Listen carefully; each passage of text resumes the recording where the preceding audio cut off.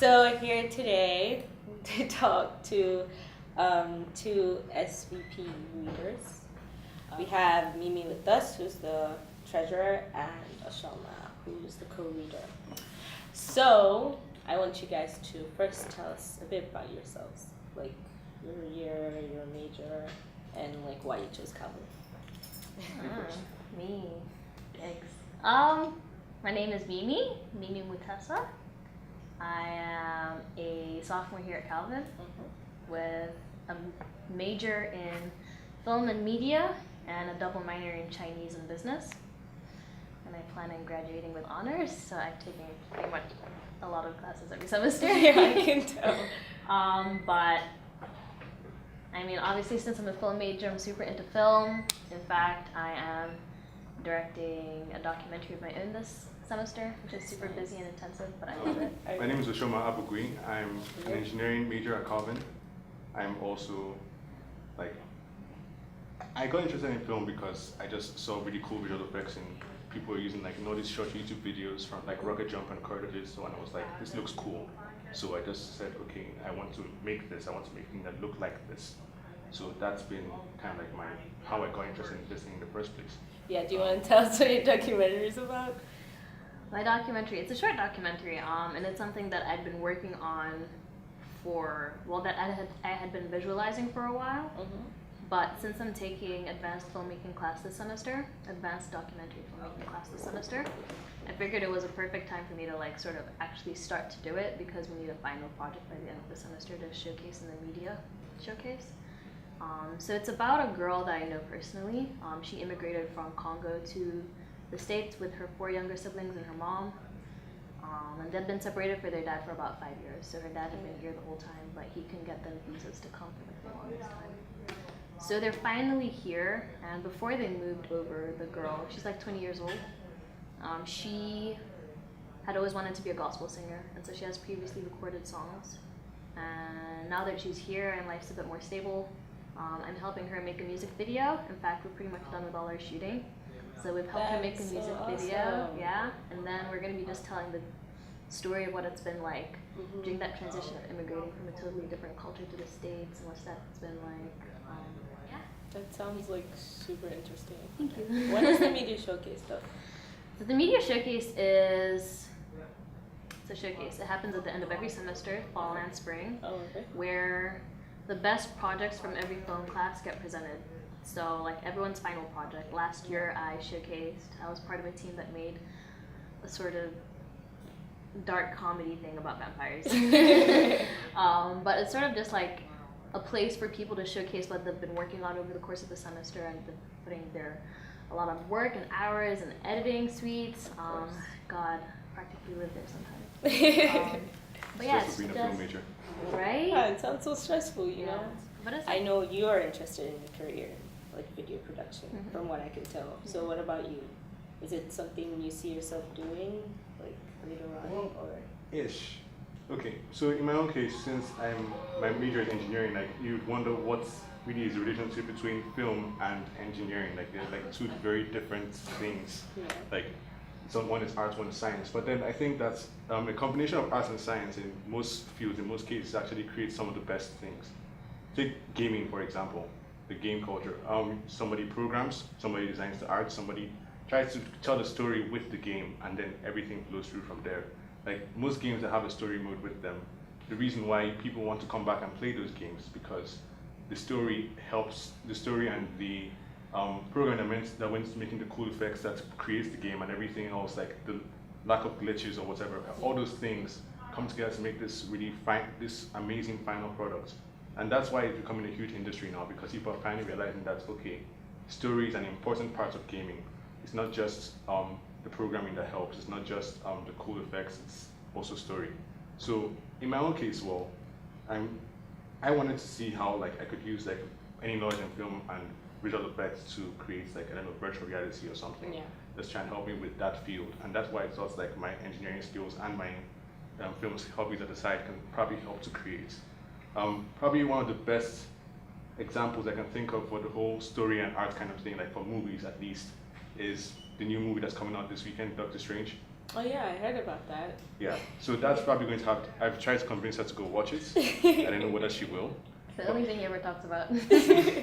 For now, Must be Star Wars really comes out later. excited. Oh, okay. Star Wars. So Star Wars or Star Trek? Star Wars, Star definitely Wars. Star Wars. Okay. I see.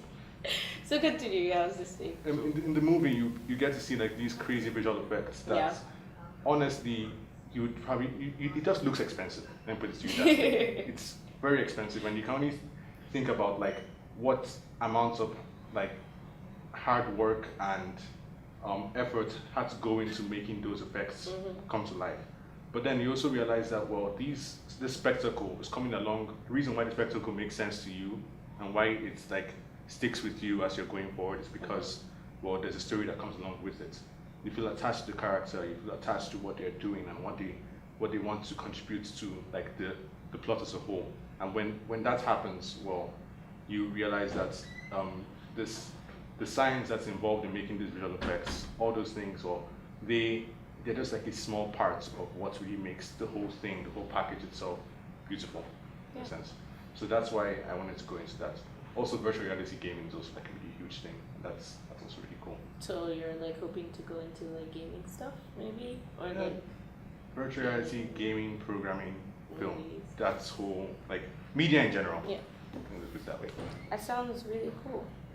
Okay, so would you guys like to tell me what it's like to be like a member of SVP?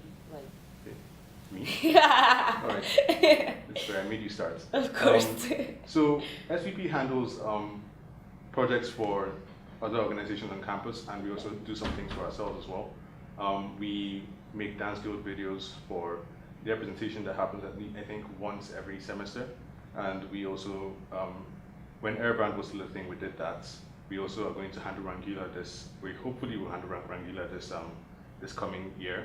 Yeah. So generally other organizations like events, like promotions and like short video clips that's what we handle. Like we help to make the students' organizations look more interesting and more appealing through video. So you guys like make videos and edit them, right? So what kind of programs do you guys use to edit your videos? Well, we use Premiere, so Adobe Premiere and Adobe After Effects. We use After Effects for sure during the student video production meetings, as we're learning new skills and training the members of the club. Oh, that's nice. So Yeah. like every member like gets to So there's learn how absolutely to no use- experience required coming into the club. It's Okay. actually a great space for people to come and just learn new skills. That's nice. So we've started helping people learn how to use After Effects, Premiere. What the programs do you use? Yeah, we also use Hitfilm, which is basically a free software anyone can use. Okay. And it's both an editor and a compositor, so you can do both visual effects and edit your video at the same time. And it's a free software, so students can easily get a hand on that. That is super cool. Yeah. I think that is so cool. Oh my god. Okay, so would you guys like to show me some cool things you do, or like tell me? I don't know. Like, cause I saw the like promo video where you like shut the guns. Oh, yeah. Yes, yeah.